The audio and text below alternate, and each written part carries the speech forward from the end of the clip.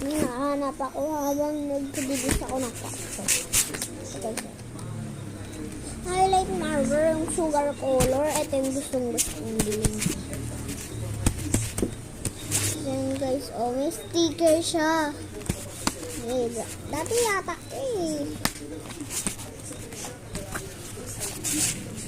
nasa taas kasi guys, sa kwarto ko.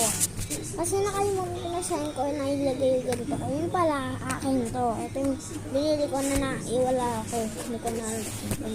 Yun pala, nasa kwarto ko lang. So, tingnan nyo guys, luma na to. Pero tingnan nyo pa rin, wala po siyang, oh, yan. Hindi pa siya nagagamit kasi, ayun na nga, alam nyo na. Hindi pa siya nagagamit. Kaya yan, tingnan nyo guys, oh. Hindi siya maliit, diba?